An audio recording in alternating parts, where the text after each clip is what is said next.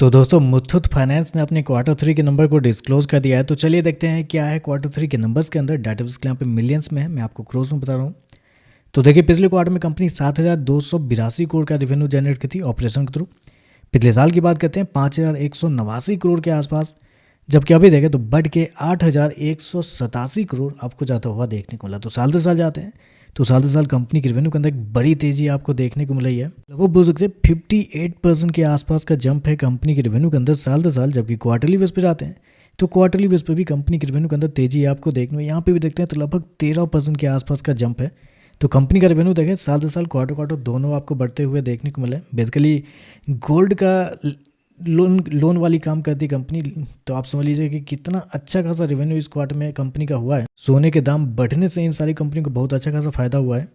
Company ने show किया है 8,187 करोड़ का रेवेन्यू इस क्वार्टर में, जबकि मार्केट का अनुमान था लगभग 5,960 करोड़ से लेकर 6,100 करोड़ के बीच में। मार्केट का अनुमान था इसके बीच में, लेकिन यहाँ देखें तो मार्केट के अनुमान से कई ज़्यादा बेहतर आपको देखने को मिल रहा है। चलिए खर्चे क्या निकलते हैं वो देखते हैं। तो देखिए पिछले क्वार्टर में कंपनी 4,088 करोड़ खर्च किए थे, पिछले साल 3,335 करोड़।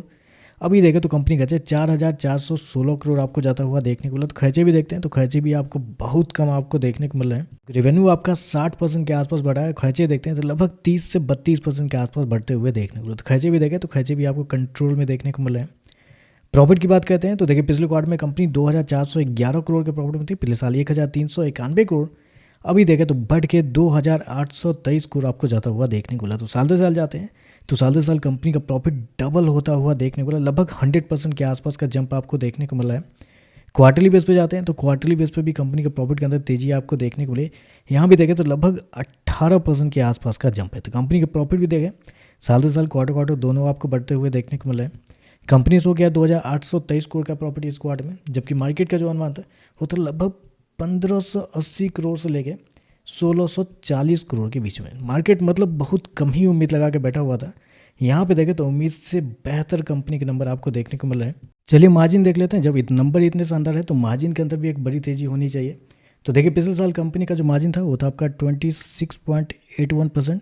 पिछले क्वार्टर की बात करते हैं तो पिछले क्वार्टर में 33.11% था, जबकि अभी देखें तो बढ़ के 34.48 आपको जाता हुआ देख लो। तो मार्जिन देखें तो 27% से बढ़ के 35% के आसपास आपको जाता हुआ देखने को मिल रहा है। ईपीएस की बात करते हैं तो देखिए पिछले क्वार्टर में कंपनी का ईपीएस 60 रुपये के आसपास था, पिछले साल की बात करते हैं 35 रुपये के आसपास। अभी देखें तो बढ़ के 70 रुपये आपको जाता हुआ देखने को मिला। तो ओवरऑल लगा जाए तो नंबर बहुत ही शानदार आपको देखने को मिला है। कंपनी के रेवेन्यू प्रॉफिट दोनों साल दर साल क्वार्टर क्वार्टर बढ़ते हुए देखने को मिले। मार्केट एस्टीमेट से बेहतर नंबर आपको देखने को मिला है। तो देखते हैं मार्केट कैसे है इस पर रिएक्ट करता है। शायद ऑलरेडी शेयर अच्छा खासा चला हुआ भी है, तो देखते हैं इन सारी चीज़ों पर मार्केट कैसे रिएक्ट करता है। तो वीडियो पसंद आए तो लाइक कीजिएगा, साथ में साथ चैनल को सब्सक्राइब जो कीजिएगा। धन्यवाद।